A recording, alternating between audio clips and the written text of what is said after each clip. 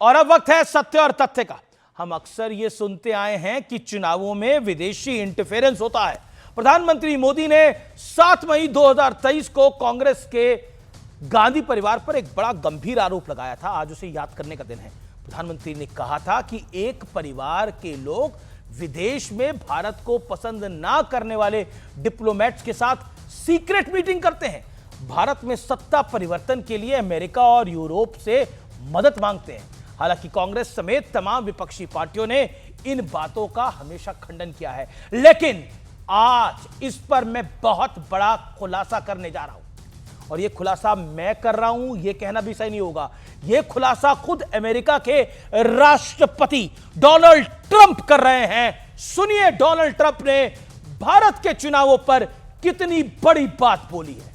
What do we need to spend $21 million for voter turnout in India? Wow, $21 million. I guess they were trying to get somebody else elected. Well, we ought to tell the Indian government because this is a total breakthrough. तो Trump कह रहे हैं कि भारत में $21 million शायद इसलिए भेजे गए ताकि वो किसी और की सरकार बनवा सके।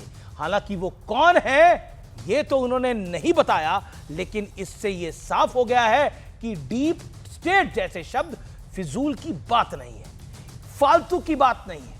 इससे यह भी साफ हो गया है कि इंडिया फर्स्ट की बात करने वाले नरेंद्र दामोदर दास मोदी अमेरिका से फंडिंग भेजने वालों को बिल्कुल पसंद नहीं आ रहे। उन्हें भारत में मजबूत प्रधानमंत्री और मजबूत सरकार पसंद नहीं है।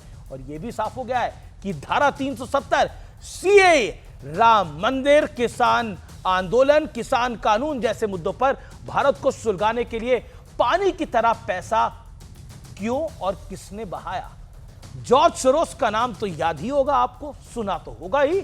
उसने खुद कहा था कि भारत में मोदी की सरकार को गिराने के लिए, इस भारतीय जनता पार्टी की सरकार को निपटाने के लिए, मोदी को हराने के लिए, मोदी को मिटाने के लिए मैं $1 मिलियन मैंने रिजर्व रखा हुआ है। कोई मोदी को हरा दे, मैं पैसा बहाने को तैयार हूं। मोदी हार जाएगा तो इनका खेल बन जाएगा। सोचिए ये खेल कितना गंभीर, गहरा और चिंताजनक है।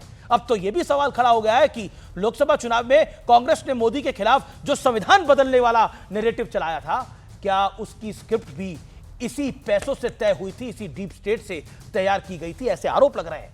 क्योंकि इस नैरेटिव से नरेंद्र मोदी को लोकसभा चुनाव में कुछ नुकसान तो जरूर हुआ, लेकिन देश की जनता ने उन्हें गिरने नहीं दिया।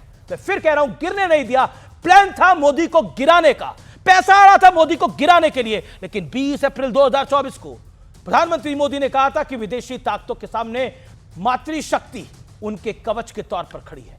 और इसमें कोई दो राय नहीं है कि लोकसभा चुनाव में लगे हल्के झटकों के बाद हरियाणा, महाराष्ट्र और अब दिल्ली में इसी मातृशक्ति ने भारतीय जनता पार्टी को कामयाबी यानी प्रचंड जीत दिलाई है। लेकिन इसका मतलब यह नहीं है कि अमेरिका से $21 मिलियन किसने सुपारी के तौर पर लिए, इसकी जांच नहीं कराई जाए। इसका यह भी मतलब नहीं है कि उन व्यक्तियों की तलाश ना हो जो चुनाव को इन्फ्लुएंस करना चाहते थे, क्योंकि भारत दुनिया की किसी भी डीप स्टेट का प्लेग्राउंड तो नहीं हो सकता। और आज का भारत ना बांग्लादेश है और ना ही यूक्रेन।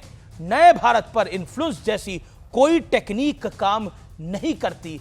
और यही सत्य और तथ्य है। सोचिए, ये मोदी को गिराना चाहते थे पैसों के बूते पर, लेकिन जनता मोदी को बनाना चाहती थी अपने बूते के ऊपर। और यही सत्य और तथ्य है।